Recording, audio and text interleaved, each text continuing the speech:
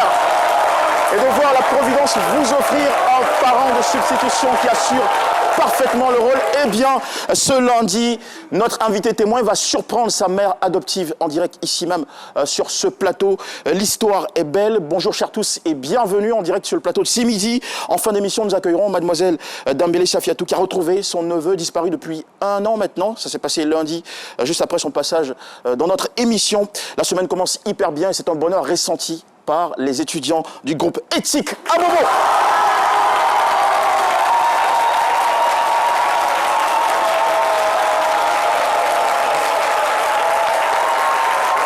Manuela Potosi, bonjour. Bonjour Jean. Vous nous avez manqué, Manuela. Je suis ravie d'être là, très heureuse de vous retrouver. Tout à fait. Comment il va, le petit Bouchou? Très bien. Ouais, ça va. Du coup, vous avez pris quelques petits kilos? Oui, discret. Encore discret. J'ai déjà encore, non? Tout bien.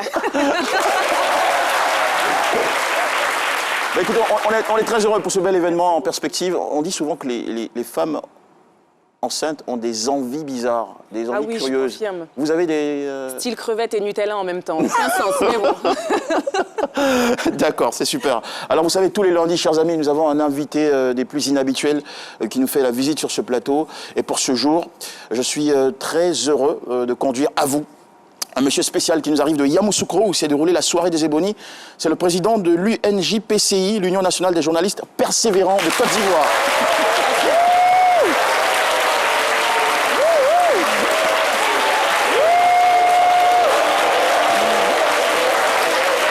Merci beaucoup, merci. Ouais, quel accueil, quel accueil. Ben, bonjour monsieur, bienvenue. Je vous en prie. Sauf que nous n'avons pas votre identité. Monsieur Cloignon Désiré. Monsieur. Alors, Cloignon Désiré, oui, je vous en prie, Cloignon Désiré. Alors, Cloignon. Je suis le président de l'UNJPCI, JPCI, l'Union nationale des journalistes persévérants de Côte d'Ivoire. Alors, qu'est-ce que cette notion renferme? C'est tout simple. Alors, nous sommes à la 22e édition des Boni. Oui. Alors, ça fait 18 ans que nous présentons. Et on gagne. Même Pecto, on ne revient pas. Alors, nous nous sommes dit, alors, nous allons chaque fois, on n'a pas de prix. Même les prix intermédiaires, on n'en a pas. Vous êtes même constitué en association, en union, et ça n'a pas changé grand-chose. C'est pourquoi il faut venir avec nous quand vous ne rapportez pas de prix. Alors, nous venons, nous vous coachons. Et nous-mêmes, dans notre association, nous pensons même que l'année prochaine, on ne va pas remporter. Nous nous apprêtons à accueillir les défaites et nous sommes très, très heureux d'être là, fiers. Parce que il faut être fier de ce que tu es. Il n'y a pas de honte. Je n'ai pas de prix, ça fait 18 ans. Je suis fier d'être le président de ceux qui nous avaient des prix. Mais on peut changer aussi et tendre vers l'excellence. On peut tendre vers l'excellence. Mais qu'est-ce que ça ne veut pas? Qu'est-ce qu'on fait? On ne va pas se morfonner sur nos situations. Il faut profiter de toute situation. Tu ne gagnes pas, tu es nul. Bon, on ne dit pas que tu es nul, mais tu n'as pas de chance. Mais prends ça, crée quelque chose. Mais ne soyez pas fataliste, on est tous perfectibles. Bon, je vous en prie, c'est vous qui le dites ainsi. Mais si il que moi, je suis à mon poste, le président de l'Union nationale des journalistes. Vous avez dit que c'était un monsieur spécial, monsieur Cloignon des... Monsieur Cloignon des... Voilà. Voilà, installez-vous, monsieur Cloignon.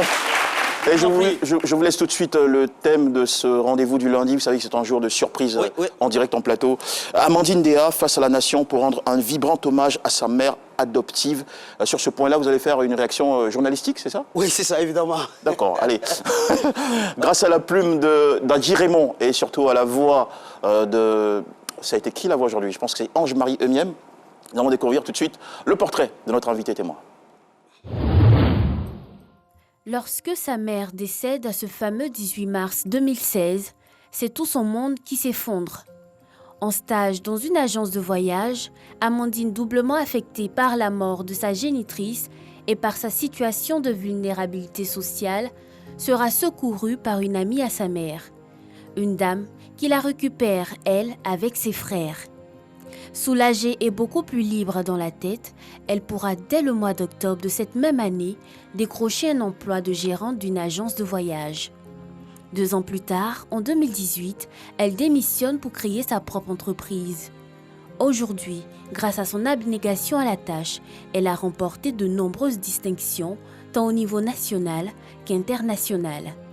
Face au monde entier, ce lundi, elle vient sur le plateau de C'est Midi rendre hommage à cette dame qu'elle appelle tendrement mère adoptive pour tout son soutien.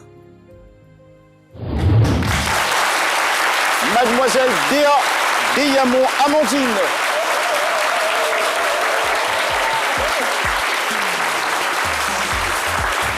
Le plaisir de vous retrouver. Vous l'avez ressenti à travers les ovations bien nourries de notre cher public.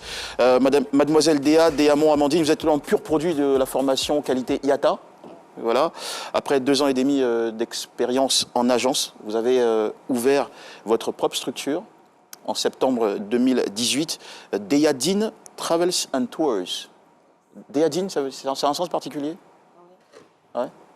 Deyadine sont mes 2 prénoms. Déamon, Amandine. Ah d'accord, super, c'est bien ça. Ok, d'accord. Lui aussi, il s'est joué avec les mots, les noms et tout le reste. Son opinion tout de suite sur votre histoire dans Philo se déchaîne. Docteur Philo se déchaîne. Ça fait plaisir. C'est un hommage que la public, un hommage que vous venez rendre à votre mère adoptive, mais c'est très important. C'est-à-dire, il faut, moi je dis toujours, la reconnaissance, je l'ai toujours dit, c'est la mémoire du cœur.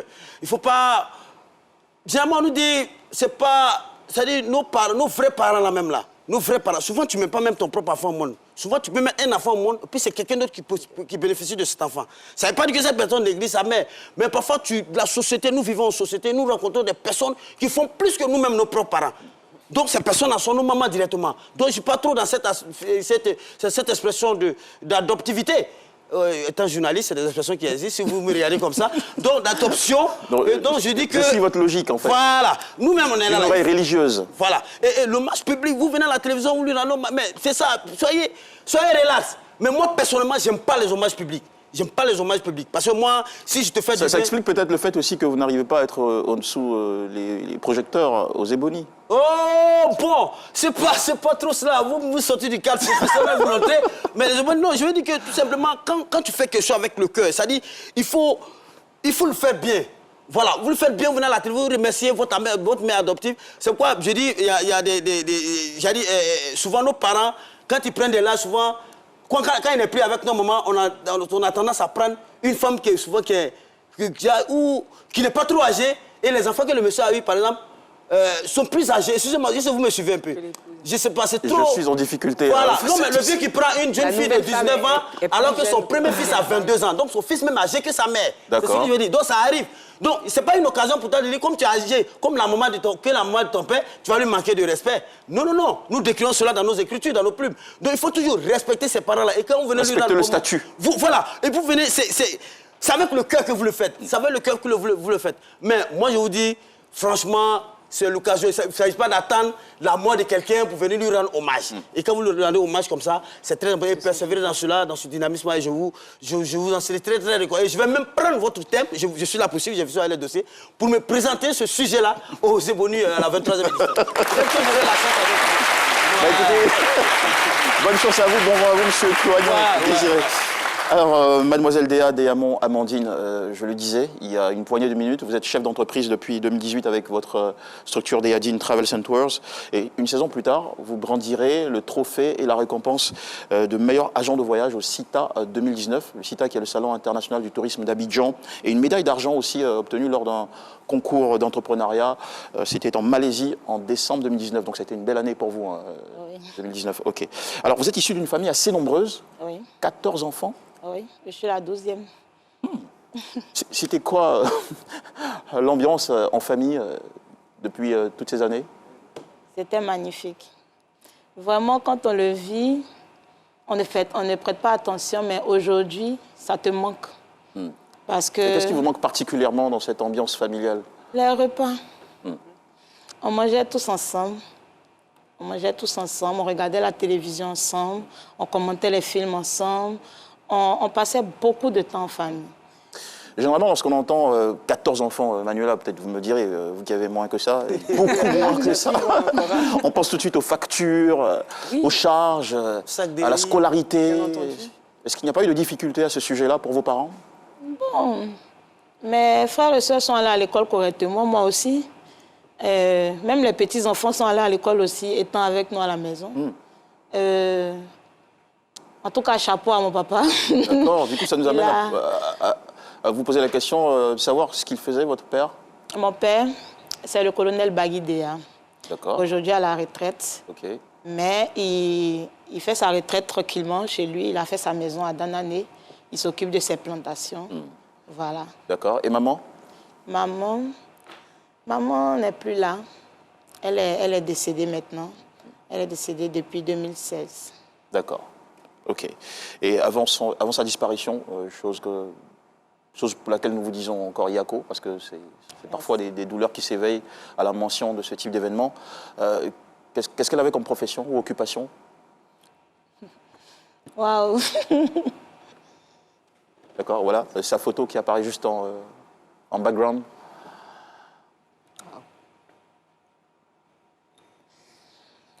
Maman, si cette photo-là, elle était présentatrice, elle faisait un nouvelle du pays en Yacouba, ici à la RTV.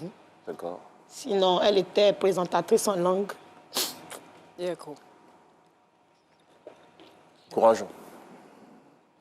Wow. Elle était technicienne de laboratoire au port. D'accord. Voilà. OK. Du coup, tous les deux, papa et maman, solidaires, avaient réussi à vous apporter l'éducation Oui. efficace, à prendre soin de vous. En fait, chez nous, l'éducation, c'était plutôt les valeurs. Voilà. Ils nous ont appris l'intégrité, la loyauté, le courage. C'est-à-dire, c'était avec des exemples. C'est pas faire ça. C'est regarde comment je suis. Donc, c'était un peu plus facile pour nous de pouvoir copier. On avait, en quelque sorte, notre idole. D'accord. Manula? Oui, j'avais une question à l'attention d'Amandine. Est-ce qu'avec le départ de maman, Amandine, comment ça s'est passé? Vous nous aviez expliqué que vous étiez 14. Est-ce qu'il y a eu un éclatement de la famille après le départ de maman ou bien vous êtes restés soudés, solidaires? Comment est-ce que ça s'est passé? Bon, déjà, on était 14 enfants. Mon papa a eu 3 femmes. D'accord. Donc, avant d'épouser ma mère, il avait une première femme vietnamienne avec qui il a eu des enfants. D'accord. Voilà, il a eu 7 enfants. Maintenant, après, il a épousé ma mère, avec qui il a eu 6 enfants. Maintenant, ils se sont séparés. Donc chacun faisait sa vie de son côté. Et mon père était remarié avec la mère de ma petite sœur, avec qui la dernière a été conçue. D'accord. Mais son départ ne vous a pas empêché de perdre les liens? Ça vous a éloigné? Ça vous a pas éloigné? Le départ de votre maman. De notre maman. Est-ce que ça vous a rapproché ou éloigné de vos frères et sœurs? Rapproché. Ça a rapproché. D'accord, OK. Alors, parlons un peu de votre parcours scolaire. Est-ce qu'il a été, disons, serein? Bon, il n'était pas une élève très super élève. Voilà. Moyenne? Voilà, moyenne. J'avais quand même la moyenne. Je passais en classe supérieure. Le genre de note où vous voyez le professeur mettre passable? Non, quand même assez bien. Assez bien. D'accord. OK. Et il y a eu aussi l'année du bac. Ça s'est déroulé comment? C'est l'un des moments les plus compliqués parfois. Le bac, j'ai échoué au bac 2 fois. 2 fois. Il y avait une raison particulière? Oui, je pense que je me suis trompée de filière. Ah bon? Oui, parce que quand j'ai eu le BPC, j'ai été orientée en A. Or, chez nous, A, c'est la filière, enfin... C'est la filière français la filière et autres, littéraire. la française littéraire. Et puis les mathématiques scientifiques avec C. C et D. Voilà. Donc, chez nous, à la maison, comme je prenais ma famille pour idole, vraiment, c'est eux que je suivais. Je voyais que mes grandes sœurs étaient excellentes à l'école. En faisant C, en faisant D, elles étaient les meilleures en mathématiques, en sciences physiques. Donc, j'étais très bonne en français, mais je voulais être en D aussi. Vous avez dit que c'était de famille, en fait. Voilà. Et finalement, vous avez réalisé tout le contraire. Voilà, puisque je suis allée en C, j'ai fait C, après j'ai fait D, j'ai échoué au bac 2 fois, et finalement j'ai eu le bac A. Comme quoi, c'était la littérature, alors. Voilà. D'accord. Et votre mère, elle a été très significative hein, à ce niveau de votre parcours, puisque c'est elle qui vous a aidé à faire un choix après le bac. Oui. Parce que quand j'ai échoué 2 fois au bac, l'idée pour mon père, c'était que je fasse la 3e fois le bac encore et que je parte à l'université Cocody en sciences éco. Donc, maman, un jour, elle m'appelle, elle dit « Ah, ma, regarde la télé, il y a une publicité qui passe. » Donc, je regarde, je vois qu'il y a une publicité d'une école qui passe pour la formation IATA. Elle dit « Ah, je veux que tu fasses ça parce que vraiment, tu es toute coquette, tu es toute belle, je sais que ça va aller avec toi. Donc, je vais t'inscrire, tu vas faire IATA. » J'ai dit « Ok, il n'y a pas de problème. » Donc c'est comme ça que j'ai fait la formation IATA. Et vous en êtes ressorti, vous avez bénéficié de quelques stages en agence avant d'y travailler pendant 2 ans, de 2016 à 2018. Oui. Oui. Mais ce que vous regrettez le plus, c'est qu'après votre premier stage, je pense que vous y étiez pleinement, vous avez obtenu votre premier stage en février, 2016. Et le 18 mars 2016, coup de tonnerre, dans un ciel serein, vous perdez votre conseillère en orientation, Oui. votre mère. C'est difficile hein, parce qu'en fait, c'est sa vision. Voilà, c'est elle qui a vu le potentiel en fait. Voilà pourquoi aujourd'hui j'ai beaucoup mal parce que je fais plein de choses, j'ai des prix, mais elle n'est pas là. Donc ça fait un peu mal. Mais elle est témoin de ça, de là-haut, il faut se dire ça. Il faut se dire dans votre cœur qu'elle est témoin de ça, de là-haut quand même. Vous ne l'avez pas fait en vain. Voilà. Je ne sais pas de remuer, Manuela, je parle sous votre supervision, enfin, supervision, je ne sais pas de remuer le couteau dans la plaie, mais comment est-ce que vous avez appris la nouvelle? Merci. Oh, il y en avait besoin. Tout à fait. L'émotion est normale. La nouvelle, le décès de maman. Bon, ça m'a fait très mal, hein. Ça m'a complètement anéanti. Mais Vous la prenez comment, cette mauvaise nouvelle? très mal. Très mal. Voilà. Très mal. Bon, là, je ne parle pas de prendre, hein, la prendre, mais l'apprendre. Comment est-ce qu'elle vous Comment parvient? est-ce que... Ouais. Ok, c'était un vendredi, je partais au travail. J'étais dans mon Baka, où je faisais mon stage à Benjeville. Donc, mon petit frère m'appelle. Tu es où? Je dis, mais je suis en train de partir au travail. Il dit, ah, mais il faut que tu reviennes, hein, parce que maman ne se porte pas bien. Là, on est en train de l'envoyer à l'hôpital. J'ai dit, ah bon? Bon, quand je regarde, je ne suis pas loin du bureau. Donc, je dis, OK, il faut que je descende. Je vais prendre une permission chez mon patron pour partir. Donc, c'est comme ça, quand je descends, mon patron me dit, effectivement, oui, tu peux aller puisque ta mère ne se porte pas bien. Donc, je suis en route. Il me dit, non, on m'a demandé d'aller chez notre maman, celle que je reçois aujourd'hui, qu'il faudrait que je passe chercher de l'argent pour les retrouver dans un autre hôpital. J'ai dit, ah bon? Donc, je te retrouve à la maison. Alors, il dit, oui, oui, c'est ça. Trouve-moi, comme ça, on prend l'argent et puis on part ensemble. Donc, quand j'arrive là-bas, et je vois tout le monde en pleurs, je vois que, bon, je vois des oncles, je vois des tantes. Et parlant d'oncle et de tante, la question donc a été posée à dessein. Votre mère, pendant 4 ans, parce qu'elle avait fait un malaise, Elle avait fait un AVC, elle a fait 4 ans de maladie. avec une conséquence, hein, c'était... Oui, elle était paralysée, donc elle faisait des rééducations pour pouvoir se retrouver. Et je parlais tout à l'heure de tante, c'est l'une de vos tantes, votre tante paternelle, qui l'avait accueillie chez elle. Bon, on peut dire ça, c'est-à-dire que, pas pendant sa convalescence, hein, c'est-à-dire que pendant que maman était malade, quand il y avait des fêtes, par exemple Noël, Pâques, c'est chez elle qu'elle voulait aller pour qu'on se retrouve en famille pour pouvoir faire la fête ensemble. C'est-à-dire qu'elles avaient de très très bons rapports. Hein. Oui, oui. Oui, oui, elle avait de bons rapports. Et cette tante-là, vous l'appeliez maman aussi. Et depuis que je suis née, elle appelle maman. Et pourquoi? Parce que vous n'appeliez pas toutes vos tantes maman. Bon, je suis venue trouver mes grands frères l'appellent maman. Moi aussi, je dis maman. D'accord. Mais elle mérite d'être maman parce qu'elle se comporte comme une maman. Ok. Après la disparition de votre mère, Madame Gondo Delphine, Gondo Delphine. dont nous saluons ici la mémoire, votre tante est entrée en scène de manière très touchante jusqu'à aujourd'hui. Alors dites-nous comment est-ce qu'elle est devenue cette nouvelle maman pour vous? Comment elle est devenue? Bon, après le décès de maman, son amour, je peux dire, s'est multiplié. Voilà. Elle est devenue encore plus douce. Elle prend encore plus soin, elle s'inquiète. Même quand je suis en voyage, quand je suis loin de la Côte d'Ivoire, elle m'appelle. Ça me réconforte parce que tu sais qu'aujourd'hui, quand tu es à l'étranger, tu es seul, tu vas te chercher, c'est pas facile. Quand tu as un coup de fil de ta famille qui te dit qu'on est fier de toi, on prie pour toi, que tout va bien se passer, ça t'encourage. Ajoutez à cela, il faut préciser, en parlant de contexte, lorsque maman s'en va, vous viviez chez maman, avec votre mère, puisque votre père était, lui, il avait pris sa retraite. Oui, oui. Il était allé à Danané, c'est bien ça? Oui. S'occuper, vous l'avez dit, hein, en ouverture d'émission, de ses plantations, voilà, profitez bien du bon temps. Et vous étiez resté à Yopougon avec maman. Et combien de frères déjà?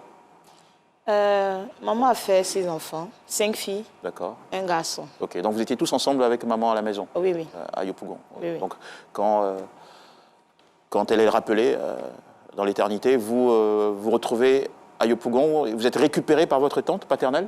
C'est bien ça que je Oui, devons c'est comprendre? ça. Oui, c'est ça. Ok, donc vous déménagez Chez elle. chez elle? Où? Dans quelle commune Elle est à Yopougon, Nyangon, Temlis 27. Ok, toujours à Yopougon. D'accord. Et- Alors, oui, allez-y. Non, moi, je veux dire que c'est... Moi, je suis un peu surpris parce que généralement, les tantes... Moi, je n'ai pas eu la chance d'avoir des tantes gentilles. Alors, oui, franchement... Est-ce que vous, généralement, quand on veut me est-ce que vous étiez punir- gentil garçon? Oui, très, très. Très, très gentil. Généralement, quand je faisais des bêtises, il y a une tante là. Elle était à la Jasco, elle venait me frapper chaque fois à la cigarette. Elle vient me frapper. Mais je veux savoir, est-ce que ce comportement, le comportement de votre tante aujourd'hui, est-ce que ce comportement-là était prévisible? Est-ce qu'avant la mort de maman, quels étaient vos liens, vous et votre tante? Bon, avant la mort de maman, c'était ma tante, c'était ma maman. Elle s'est toujours comportée comme une maman. Elle était douce comme elle est maintenant? Oui, elle est douce. Quand il faut chicoter, elle chicote. Alors, Quand il faut chicoter, elle chicote. Elle est comme une maman. Mais seulement qu'après le décès, c'est-à-dire qu'elle savait, en quelque sorte, ce que notre maman représentait pour nous. Donc, elle a su, en tout cas, nous aider à dépasser ça. Voilà, c'est-à-dire qu'elle prenait plus soin, c'est-à-dire que ce qu'elle faisait avant, elle a commencé à amplifier cela. Voilà. Quand tu quittes au travail, tu viens, elle veut que tu lui fasses un bisou, elle te serre dans ses bras, te demande comment ça va au travail, est-ce que ta journée s'est bien passée. Donc, ça fait chaud au cœur. Mais est-ce qu'elle était sincère? Est-ce que ces accolades, ces bisous-là, c'était sincère? Est-ce que ce n'était pas par compassion? Parce que si c'est après la mort de votre mère qu'elle fait cela, est-ce que vous ne dites pas que elle a pitié de nous, hein, ou bien elle le faisait sincèrement? Bon, ce que j'ai ressenti, parce qu'en fait, même quand quelqu'un t'offre un cadeau, il y a ce que tu ressens, en fait. Voilà. Donc, ce que j'ai ressenti, ce n'était pas de la compassion. Voilà, c'était plus nous montrer qu'elle est là. c'est ça. Même si notre maman n'est plus là, elle est là. Vous aviez déjà une certaine proximité Voilà. avant, donc c'est naturellement qu'elle a essayé de combler en fait ce vide affectif. On ne remplace jamais une maman, mais elle a essayé de combler ce vide affectif. Voilà, c'est ça. Et est-ce que cette présence dont vous parliez à l'instant vous a aidé à vous développer? Est-ce qu'elle vous a apporté... Est-ce que ça constitue une valeur ajoutée pour vous au quotidien, cette affection de la tante Oui, ça paternelle? constitue une valeur ajoutée parce que le travail que nous faisons aujourd'hui en tant qu'agent de voyage, ce n'est pas facile. Voilà, c'est un métier où il y a beaucoup de stress. Voilà. Quand tu prends un client en charge, c'est-à-dire une fois que tu fais un billet pour un client, il faudrait que tu t'assures que ce client puisse voyager. Parce que c'est ça l'objectif. Est-ce que son voyage s'est bien passé et qu'il est bien rentré? Voilà. Donc souvent, il y a des désagréments. Donc on est toujours stressé de savoir si ça va bien se passer ou pas. Voilà. Donc déjà, comme j'ai dit, c'était la vision de ma mère. Donc aujourd'hui, quand ma tante me soutient, c'est comme si en elle, ma maman me rassurait en certains points.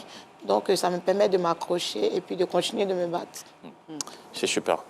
Franchement, super. Alors, vous avez passé aussi, vous avez connu en tant que chef d'entreprise dans le domaine du tourisme et des voyages. Vous êtes passé par la période Covid-19, Oui. une période qui a sinistré le secteur. Comment est-ce que vous avez survécu? Bon, là, avec le Covid, là, vraiment, le virus est venu tout gâter. Là, vraiment, je remercie mon père spirituel, le révérend Jean Kwadjo, c'est lui qui me soutient depuis cette crise. C'est-à-dire, bon, c'est mon prophète, il est avec moi depuis toujours. Voilà. Mais c'est mon papa. Tu t'imagines qu'il y a une crise. Bon, moi, je vis de mon agence. Hein. Donc, quand je mets les clés sous la porte, je ne sais pas c'est quand est-ce que je vais réouvrir. Je rentre à la maison et qu'il prie pour moi. Il me dit que ça va aller, ma fille. Il me donne de l'argent, il me donne des vivres. Il est toujours là. C'est-à-dire, souvent, je suis à la maison, il va klaxonner. Ah, le gardien va dire, puisque c'est une résidence, je sors, je vois, hey, papa, tu es là? Il dit, oui, prends les sacs de riz, prends les bouteilles d'huile. C'est-à-dire qu'en fait, c'est pas que le père de l'église, c'est aussi mon papa en quelque sorte, voilà. Finalement, la vie vous gâte, elle vous donne des parents exceptionnels. Oui, c'est la grâce de Dieu, voilà. Et vous avez tenu aujourd'hui à exprimer votre gratitude de façon très spécifique à votre maman. Quand je dis maman, c'est votre mère adoptive. Tant pis si Philo n'aime pas trop l'expression, mais c'est juste pour être clair, pour faire le distinguo entre la mère biologique qui est partie depuis 2016 et celle qui a depuis fait la soudure, votre nouvelle maman. Pourquoi vous avez souhaité le faire en direct à la télévision? Je veux toucher son cœur. Je veux que tout le monde entier sache que tu peux avoir une tante qui peut être une mère. Que la vie peut être dure, mais tu peux compter sur tes parents. Voilà.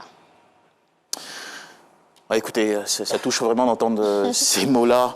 Alors, dans un petit moment, nous allons avoir un échange avec elle. Elle est dans un... Selon, vous connaissez très bien le rite ou la tradition de cette émission, la personne invitée est placée dans une pièce où on la coupe de tout, franchement. Elle ne sait donc pas que c'est sa nièce. Sa nièce, voilà, 12e d'une famille de 14, Yes.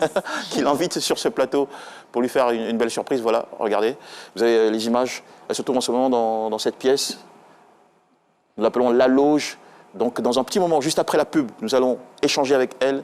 Et vous connaissez un peu la technique, hein, voilà, il faut lui faire un peu peur avant de l'inviter à découvrir qui l'invite sur ce plateau. Et ça va être maintenant la rencontre avec vous.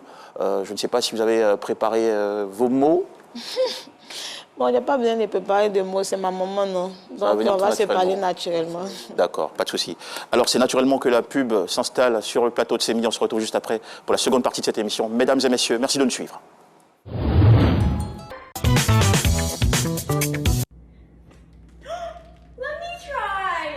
Okay, just take your time, hit it right down the center. You should... Come on! Come on! Go! Go! That's sweet! Oh!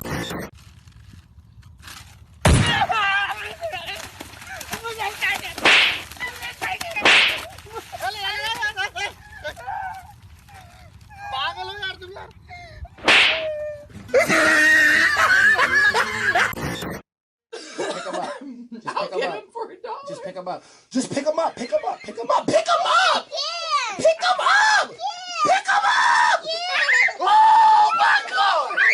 Oh my God. Vous suivez CMI, lundi spécial surprise. Et nous sommes de retour après la pub.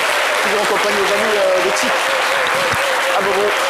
Il est maintenant l'heure d'aller échanger avec notre invité. Ça va? Maître Déa Ça va. Germaine. Oui, ça va. Bonjour maître. Bonjour, Comment allez-vous? ça va aller. Ça va aller, hein. Ça veut dire que ça va pas à 100%, vous êtes Oui. un peu inquiète? Oui, Stressée? pas trop, mais si stressé. Stressée, ouais. Pourquoi vous redoutez quelque chose? Rien, mais comme on a laissé ma fille là-bas, ça, il dit, elle n'a qu'à venir. Ne vous inquiétez pas, on s'occupe de tout. Ouais. Maître Déa Germaine, vous êtes, ça ne se dit plus, hein, huissier. Vous êtes commissaire de justice? Oui, oui. C'est ça. Pourquoi on ne vous appelle plus huissier?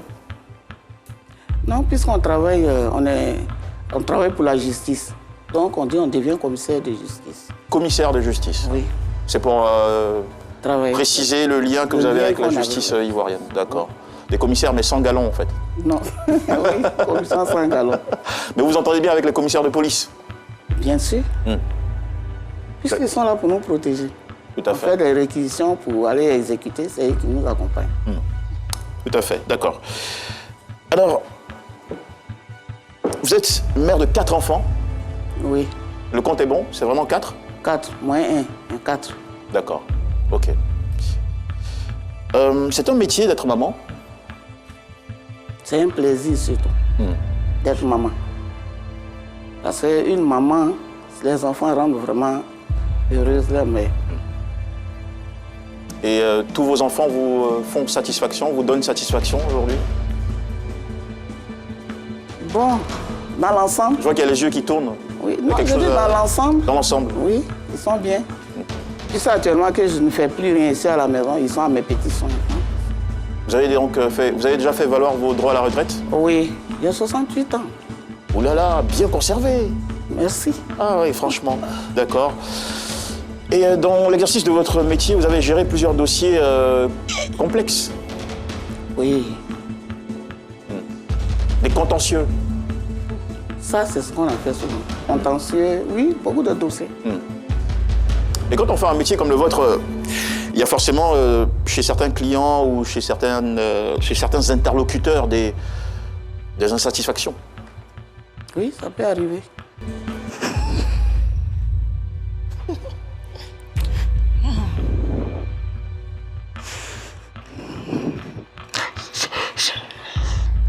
Qu'est-ce que vous ressentez en ce moment, maître? La fierté surtout. La fierté surtout. Oui, la fierté.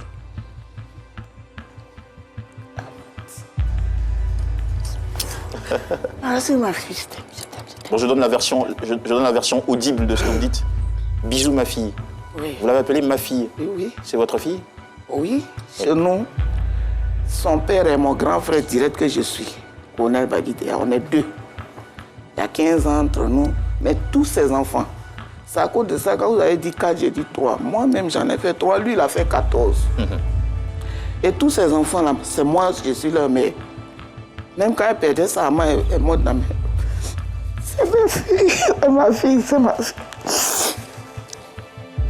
On ne peut pas dire, c'est pas ma nièce, c'est ma fille.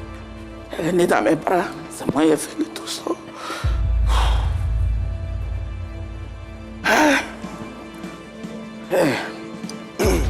Vraiment, vous m'avez eu. C'est elle qui a souhaité vous faire cette surprise. Elle nous a dit beaucoup de bien de vous.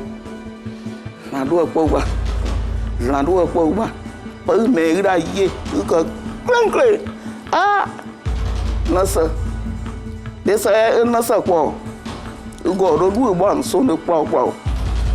Pourquoi elle a fait ça?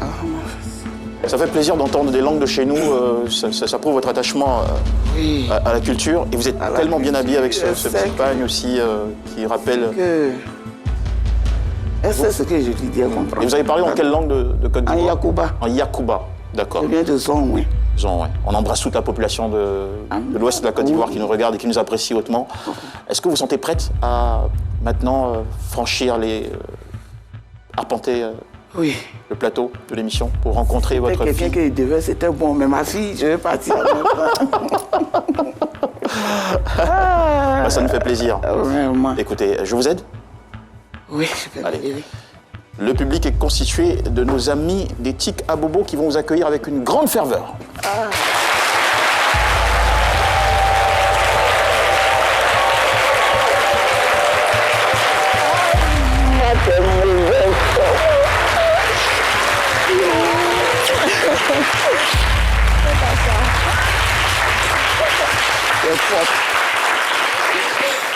Passe là.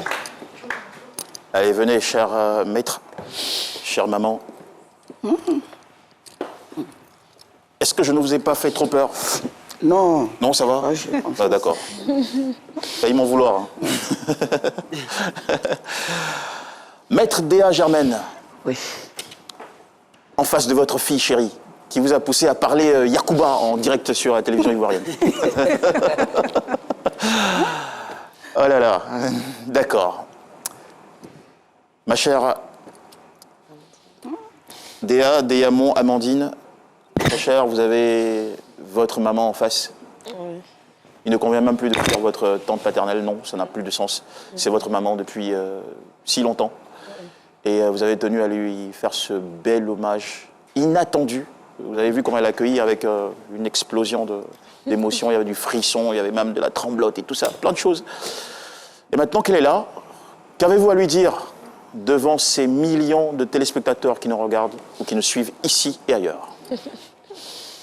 Bon, maintenant qu'elle est là, bon, je ne suis pas venue seule, hein, j'ai mon grand frère qui est là. D'accord, qui s'appelle? Déa Bio-Etienne. Ok. En belle tenue Yakuba aussi, hein, c'est bien ça? Voilà. Vous pouvez vous tenir debout, on va voir. La classe façon de Merci beaucoup. Et maintenant le message. Bon, maman, t'es ma maman, hein, t'es ma mamouchka. Il n'y a pas trop d'atalakou. Ça Je te porte dans mon cœur. c'est façon Yopougon maintenant, il n'y a pas trop d'atalakou. Maman, merci pour tout ce que tu as fait pour nous. Tu es une vraie maman. On sait qu'on peut compter sur toi. Tu es toujours là quand on a besoin de toi. Ça fait plaisir de savoir qu'on a une mère sur qui on peut compter. En tout cas, je te remercie pour ta présence dans ma vie. Merci pour tout ce que tu fais aussi pour mes frères et sœurs. Que Dieu te bénisse et qu'il te le rende au centuple. Bon. Je ne sais pas ce que je vais te dire, Amandine. De toutes les manières, comme je l'ai dit tout à l'heure, vous êtes les enfants de mon grand frère. Mais depuis celui qui naît, il a 1 an, on dit voici ta maman. C'est moi vous appelez maman. Et on a toujours vécu ensemble jusqu'à aujourd'hui. Tu sais que je tiens à toi, comme je tiens à tous les autres. Vraiment merci. Mais tu m'as eu.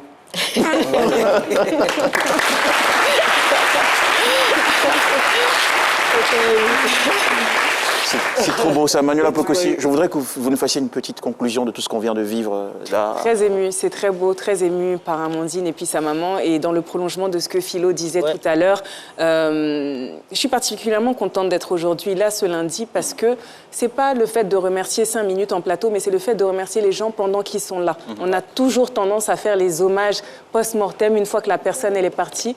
Elle les entend peut-être autrement, mais du vivant, ça fait énormément de bien.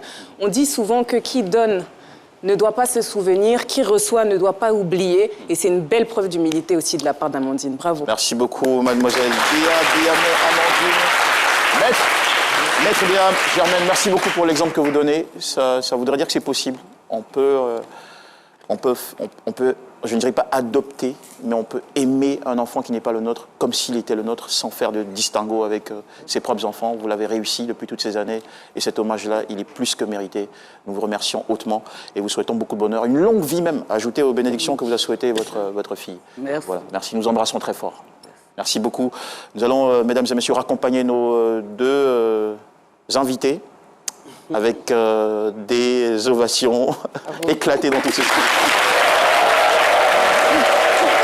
Merci beaucoup. Voilà. Wow.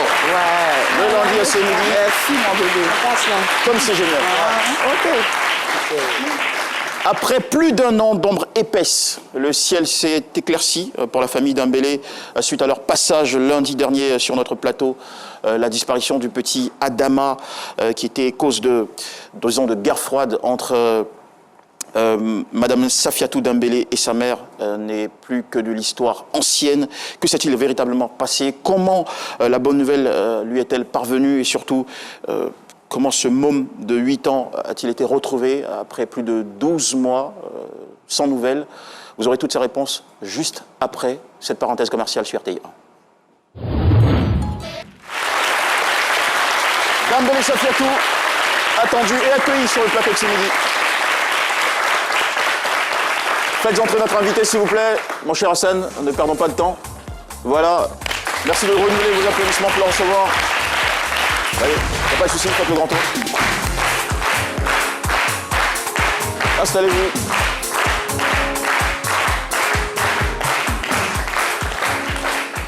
Mademoiselle, je dis mademoiselle ou madame? Il ne faudrait pas que je commette un impair. Madame Dembélé Safiatou, merci beaucoup pour la petite correction. Alors, vous étiez là lundi, beaucoup plus stressée, beaucoup plus triste. Et là, ce qu'on retrouve aujourd'hui, c'est une femme complètement transfigurée, solaire, joyeuse, joviale. Les yeux qui pétillent. C'est passé une très très bonne chose après votre passage en plateau lundi. Dites-nous ce qui s'est produit ce jour-là. Okay. Merci à vous. Bonjour et bienvenue. Okay, merci. On vous entend bien, allez-y. Ok, le lundi 18 2021, je passais ici à ce midi. Je pleurais. Mais j'avais la foi. Vous m'avez dit, Philo m'a dit, après l'émission, on va vous appeler, quelque chose va se passer. Si tu as la foi. J'ai dit, ok. Mais j'avais la foi, mais je ne croyais pas au juste. Mais moi, je savais que quelque chose allait se passer. Après l'émission, exactement, à 13h, on nous appelle pour dire le petit Adama est à l'orphelinat de Yopougon. Je ne croyais pas. Il faut qu'il n'ait qu'à voir mes yeux. On est parti voir vraiment, c'est le petit Adama. On l'a retrouvé le même 18 que j'ai passé ici. C'est le même jour qu'ils ont retrouvé mon neveu pour me donner mon petit garçon. J'ai envie qu'on fête ça avec une musique, mais bon, après, ça va pas être préparé, sinon on aurait fait on a gagné, un truc à la Méoué, tu vois. D'accord, bon. Ouais, non, mais rectificatif dans ses propos, c'est pas moi qui ai dit qu'on va retrouver l'enfant. C'était le chef de la confrérie de Zo. Oui, on n'était pas la mine de Zo. Vous n'oubliez jamais vos personnages. Moi, je suis pas voyant.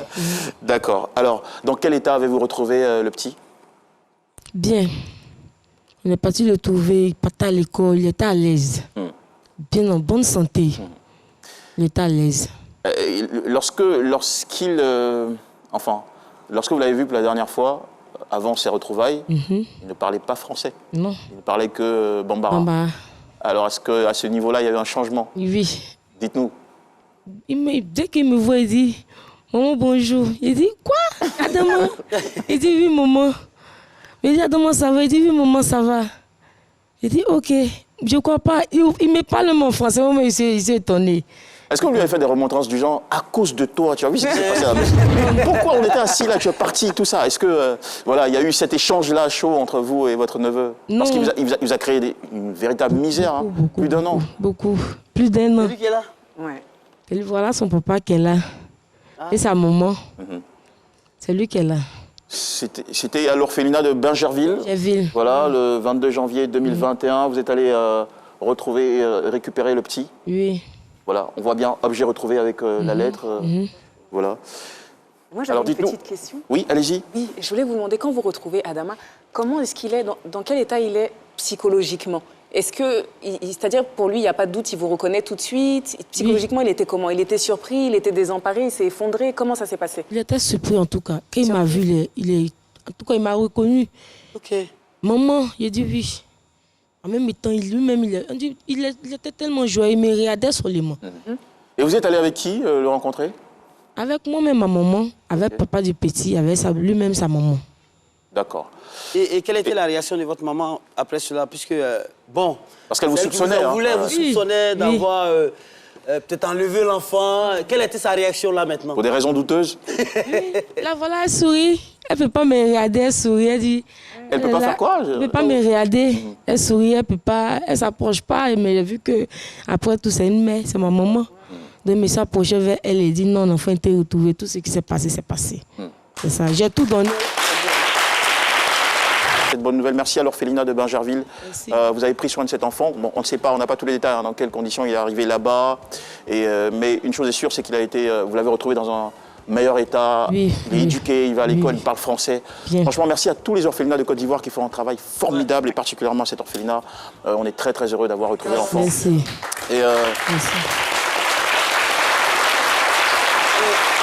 Je tiens à vous dire que le but de cette émission, ce n'est pas de vous aider à retrouver vos enfants perdus. Non, c'était une histoire particulière. La dame est venue nous voir en larmes, complètement effondrée. Elle voulait retrouver la paix avec sa mère qui la soupçonnait d'avoir enlevé l'enfant.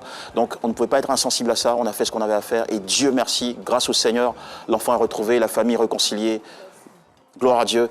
Et encore, nous sommes très fiers. Maintenant, Adama, il se trouve où? Chez vous ou à Bassam, ouais. Plus chez vous, hein, pour vous emmerder avec ces petites sorties. Allez, merci beaucoup à tous. Merci beaucoup de nous avoir suivis, mesdames et messieurs. Merci à nos amis du groupe Etika Bobo. On a eu une belle émission avec compagnon. Manuela, merci beaucoup, ça a été un plaisir. Merci beaucoup à vous, Dr Philo. Merci à toute l'équipe technique. Passez une excellente journée sur RTI1. On se retrouve demain pour une autre belle histoire en compagnie de toute l'équipe du mardi. Allez, très bonne journée.